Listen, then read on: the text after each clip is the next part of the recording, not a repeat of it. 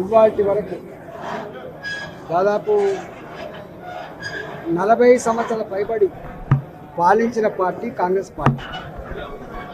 Congress party Revanth Reddy ముఖ్యమంత్రి కాగానే పుట్టిన పార్టీ కాదు. కాంగ్రెస్ పార్టీ 100 సంవత్సరాల చరిత్ర కలిగిన పార్టీ.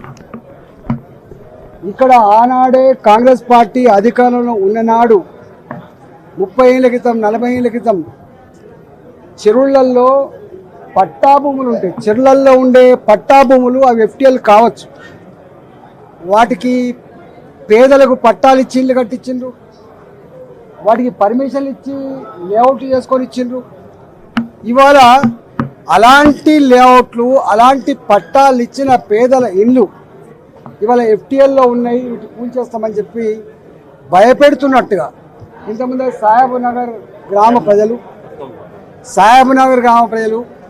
సరూర్ నగర్లో 30 ఏళ్ల క్రితం 40 ఏళ్ల క్రితం కట్టుకున్నటువంటి ప్రజలు ఫాక్స్ సాగర్లో బాజాప్తా ప్రభుత్వమే పట్టాలు ఇచ్చి కట్టుకున్నటువంటి ఇళ్ళన్నీ కూడా కూల్చివేస్తామనేటువంటి భయం ఏదైతుందో ఇవాళ ప్రజలందరూ కూడా కంటి మీద కులుకుని కూడా చేస్తూ ఉన్నారు.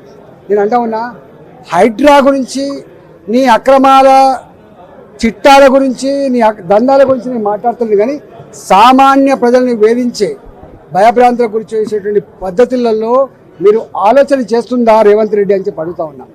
ఇవాళ నువ్వేదో అనుకుంటున్నావు, ఏదో స్వచ్ఛమైన నీతివంతమైన స్టబ్బన్గా ఉండే ఆఫీసర్ అని చెప్పి ఇవాళ కలెక్టర్ ఇవాళే కలెక్టర్ కాలే, అనాదిగా కలెక్టర్ ఉన్నారు. అక్కడ ఏ కలెక్టర్లు పర్మిషన్ ఇచ్చిండ్రు, ఏ జిహెచ్ఎంసీ పర్మిషన్ ఇచ్చింది, ఏ ఉడా పర్మిషన్ ఇచ్చింది, ఏ ఆఫీసర్ దాన్ని రిజిస్ట్రేషన్ చేసిండ్రు, ఇవన్నీ ఒక్క ఏళ్ళు చూపించే ప్రయత్నం చేస్తే 4 ఏళ్ళు చూపిస్తాన విషయాన్ని మర్చిపోకు.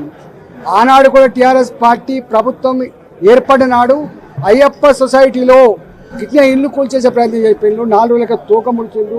ఆ తదుపరి ఏం చేసిండ్రో ఆనాటి హైదరాబాద్ ప్రజానికానికి తెలుసు.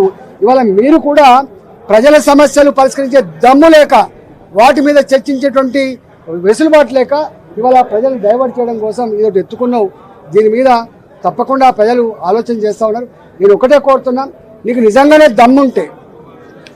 దమ్ముంటే హైదరాబాద్లో ఎన్ని చెరువులు ప్రభుత్వమే మొత్తం పూర్తి చేసి, బతుకమ్మ కుంట ఎవరు పూర్తి చేసిండ్రు? ప్రభుత్వం పూర్తి చేసింది. ఇలా కరీంనగర్లో ఒక 4 చెరువులు ఉండే, ప్రభుత్వం పూర్తి చేసింది.